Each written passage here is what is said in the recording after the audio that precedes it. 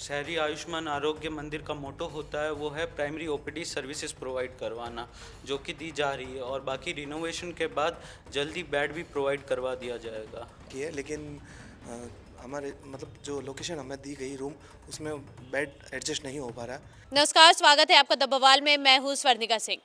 स्वर्ग दुर्ग जो अपने प्राचीनता और सुंदरता के लिए विश्व भर में फेमस है, जहाँ पर हजारों की संख्या में लोग रहते हैं। हर साल लाखों सैलानी यहाँ पर घूमने आते हैं।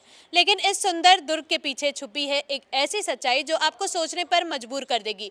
तो अभी मैं दुर्ग के अंदर मौजूद हूँ और आप मेरे पीछे देख सकते हैं, ये अस्पताल, ये सरकारी अस्पताल है, जहाँ पर ये दुर्ग चिकित्सा विभाग द्वारा एक डिस्पेंसरी है जो स्थापित की गई है। लेकिन ये पूरी तरह सुविधाओं से वंचित है।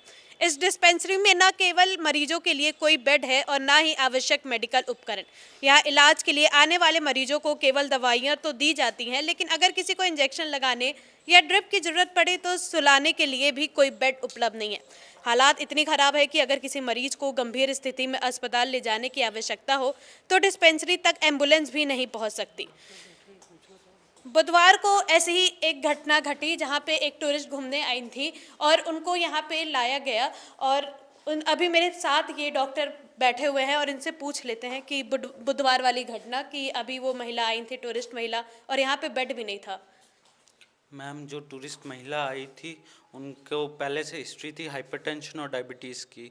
वो जब यहाँ पे लाए गए, वर्टिगो की कंप्लेन थी, वर्टिगो वॉमिटिंग की कंप्लेन थी। तो उनके वाइटल्स चेक किए गए, सारे वाइटल्स नॉर्मल आने पे उन्हें फर्दर एग्जामिनेशन और ट्रीटमेंट के लिए रेफ़र किया गया।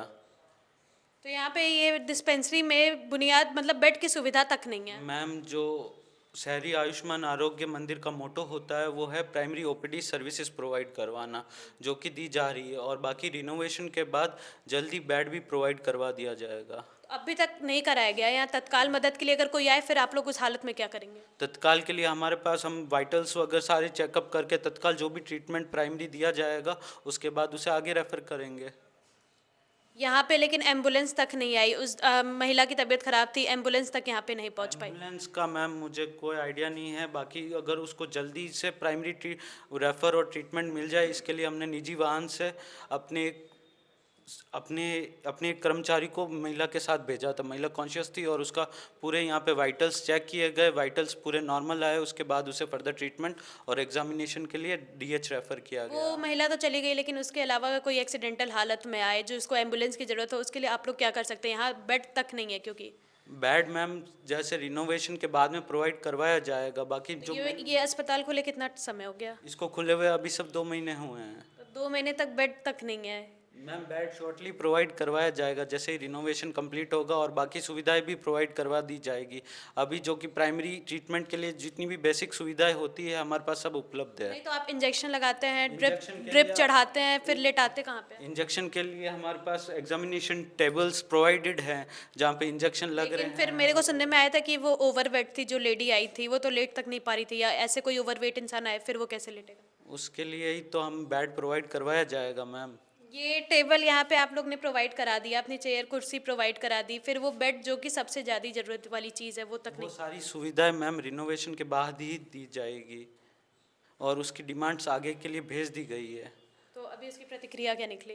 अब वो मैम जैसे ही रिनोवेशन कंप्लीट होगा वो आपके प्रोवाइड करवा दी जाएगी। तो ये थी डॉक्टर का कहना। आप लोग ने डॉक्टर का कहना सुना कि ये जब से रिनोवेट हुआ है तब से ये लोग बात किए हैं, लेकिन बेड तक नहीं रखाया गया है। और यहाँ पे 3 रूम है, आपको 3 रूम भी घुमा दे रहे हैं। ये उसी टेबल की डॉक्टर साहब बात कर रहे थे, ये वही टेबल है जी, आप यहाँ क्या? Nursing staff. नर्सिंग स्टाफ है। तो यहाँ पे वो लेडी आई थी, वो तो नहीं लेट पाई थी।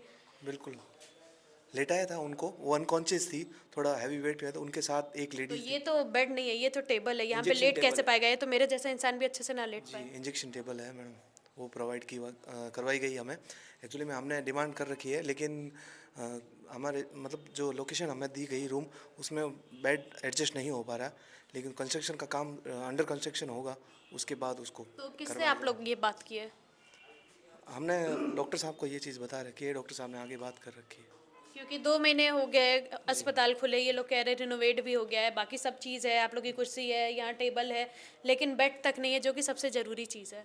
जी वो तो है, लेकिन मैम जगह का थोड़ा ऐसा है, इसलिए भी जगह यहाँ पे 3 रूम है, लेकिन ये टेबल पड़ी है, आप लोग देख सकते हैं। यहाँ पे ये टेबल पड़ी है, यहाँ पे ये स्टूल भी है चढ़ने के लिए, लेकिन ये कह रहे हैं जगह की कमी है। यहाँ पे दिखा दूं मैं कि अलमीरा तक रखी है, अंडर कंस्ट्रक्शन है, लेकिन 3 रूम के बावजूद यहाँ पे आप लोग देखिए कि बेड तक नहीं है, बाकी चार्ट वगैरह सब चिपके हैं। जहाँ डॉक्टरों का कहना है कि ये ओपीडी है, लेकिन अब हम लोग किसकी लापरवाही समझे, सरकार की समझे या किसकी समझे, क्योंकि यहाँ पे हज़ारों की तादाद में डेली टूरिस्ट घूमने आते हैं। लेकिन अब देखना ये है कि यहाँ पे 2 महीने हो गए, अभी तक बेड नहीं लगा और बाद में भी लगता है या नहीं। कैमरामैन प्रेम के साथ मैं स्वर्णिका सिंह, द बवाल, जैसलमेर। धन्यवाद।